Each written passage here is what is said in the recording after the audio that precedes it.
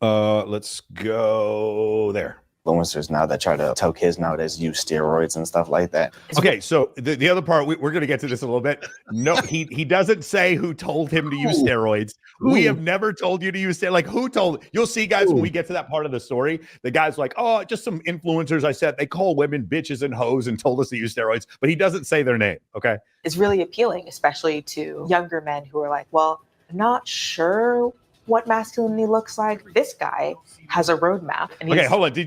Let's watch what they did here. This is really important. Let's watch what they did here. Sure. Okay, ready? Let's watch what they did here. This guy. Okay, Jordan Peterson. Okay, you guys see Jordan Peterson, right? Noted misogynist, Jordan Peterson, right? Okay, who's after Jordan Peterson? Myron Gaines after Jordan Peterson. Ready? Here we go. Ready? Joe Rogan, the noted dating coach. Joe Rogan despises the red pill. Yeah, exactly. And then me. Okay, it's just like telling me what it is. Okay, hold on. Theo Vaughn. One more time, guys. What masculinity looks like. This guy. Do you guys understand how crazy this is? He's telling me. What does Theo Vaughn have to do with any of this? What it is. And then of course Andrew Tate at the end. And I love it. Like, again, I get it because Theo Vaughn and Joe Rogan are huge content creators. But like, if you went to them and say, are you guys part of the Manosphere? They'd be like, I'm not sure what that is. Like, I just thought it was kind of interesting that they use those images.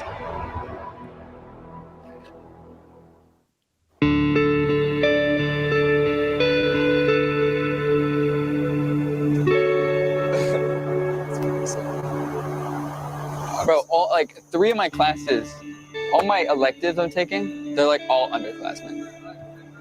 And then all my other classes are just IB year 2s. So I have like a lot of electives. Like I'm doing like art, like I have weightlifting. Santos Navarro and Ashton Stevens are seniors at Oberlin High School in Ohio, where they're both active in sports. I'm just excited to get it done. Yeah. I want to move on. I want to be done. Yeah. Stevens is captain of the varsity soccer team, while Navarro plays linebacker on the football team.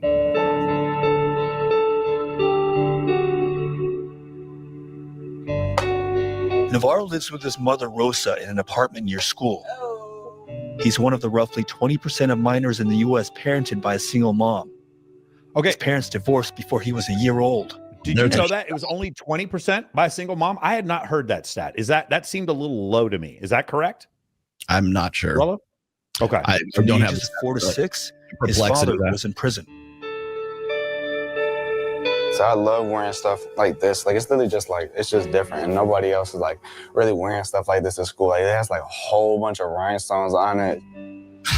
He says in middle school he dealt I with love this. I like it because this is what like people who don't understand masculinity, and I'm not talking about the producers of the show, because remember the this is as mainstream as you get at CBS News.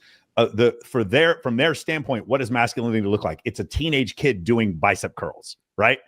a lot of anger issues. But now that he's nearing graduation and adulthood, he's been thinking a lot more about the kind of man he wants to be.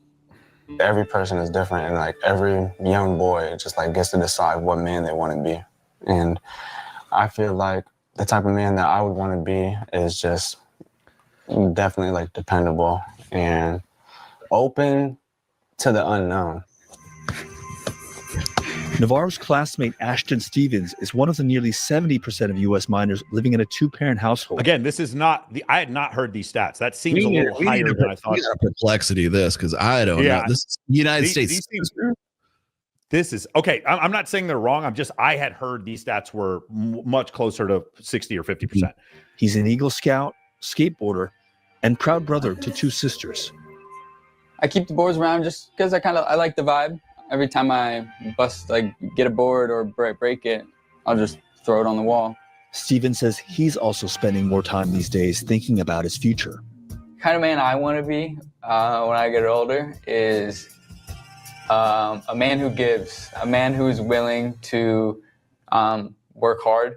The word strength is a very broad word. And when you say, I am strong, that it face value, that means like, I'm strong. It could mean so much more. Mentally strong, I feel like there's a lot of levels to that one word.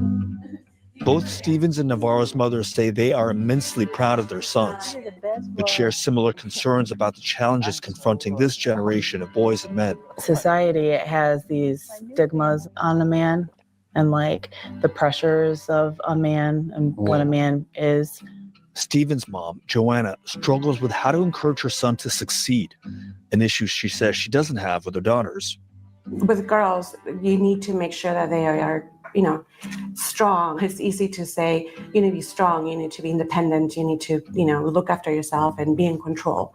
And with boys, you can't really say that, because if you tell a boy you need to be in control, it just sounds wrong. And both boys and girls are important, because I have a daughter. I'm a little confused by this rhetoric.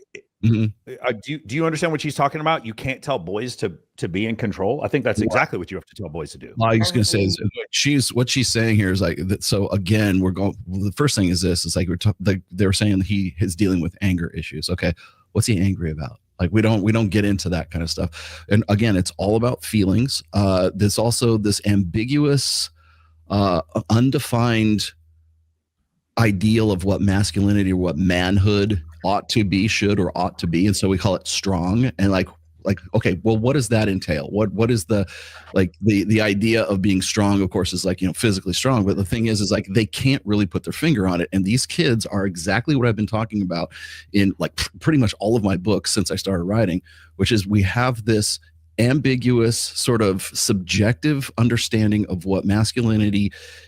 We have it in a way that we get to define it ourselves. So anything could be masculine, right? Or else it is something that is self-loathing, and that's what the control side of this whole thing is. If you say a man needs to be in control, what she's saying is not in control of himself; it's in control of other things, of things outside himself. And so it's like to say you should be in control is like saying you ought to be in control of the family. You ought to be in control of the woman. You should be in control of this. And it's like this tight, iron fist kind of thing. And that is what scares the living shit out of these guys, is because anytime we go and we try to find some way to empower men or to like in any way advantage men in any single way, that is the number one fear that all these people have, which is why we have to obfuscate masculinity, or we have to make it subjective, or we have to make it something that is self-loathing for guys right now. So they go, to be a man is like to be icky. It's to be evil. It's to be controlling. It's to be tyrannical.